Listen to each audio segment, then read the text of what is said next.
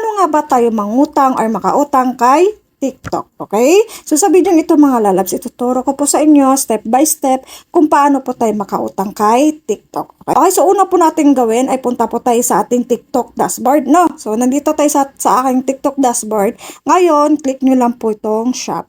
Okay? Pag-click nyo po sa shop, ito po yung makikita ninyo. So punta kayo sa taas, meron po kayo dyan makikita dyan. So hanapin nyo po yung pay later. Okay, so pay later po, pag-click nyo po niyan, at pag-click nyo po sa pay later, ito po yung makikita ninyo. So dito nga po ay pwede po tayong makautang hanggang 50,000, no?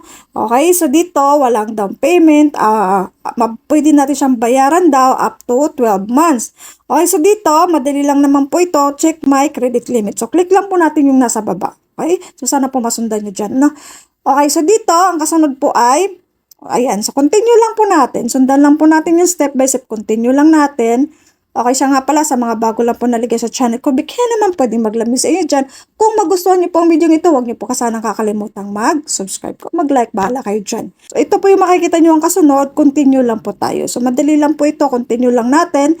At ito po yung makikita nyo kasunod. So dito, pipili lang po kayo ng ID na gagamitin natin kung ano po yung available. So ito lang po ang pwedeng maggamit. Okay, so dito pwede UMID, IS, passport, ayan, PRC, national ID, ayan. So pili lang tayo dito, then continue na. Okay? So continue tayo. Ang kasunod po ay ito.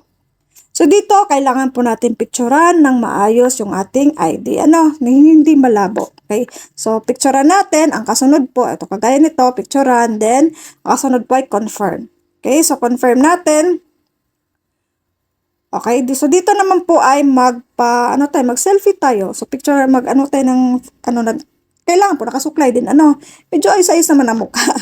Picture tayo, then start, then, ayan na po. So dito, ayan, next step lang tayo. So ganun lang po siya kadali mga lalabs. So dito naman po ay additional information required daw, so continue lang tayo. So ganun lang siya. Andito naman, kayo na po bahala dito, maglagay basic information lang po ito sa inyo, no? So place of birth, ganyan occupation, mga pay periods, and continue na natin. Ayan, continue na tayo pagtapos na. Okay, so dito, pinaka-last na po ay ito yung i-review na yung credit niyo. Okay? So okay lang natin. Then, okay, so halimbawa na nabigyan na po kayo ng credit limit. Halimbawa, 6,000, 10,000, depende po kung magkano po ibibigay ni TikTok sa inyo na ipautang, no? Tapos, ituturo ko sa inyo, punta na tayo sa ating TikTok shop.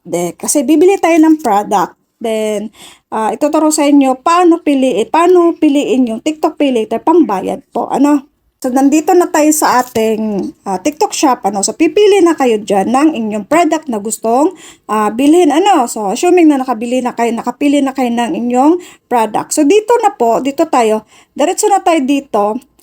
Dito sa baba, sa payment method po, makikita nyo na agad diyan yung pay later na. So, i-click nyo lang po yan, piliin nyo po yan. Ito, piliin nyo po to. Then, place order tayo. Ayan.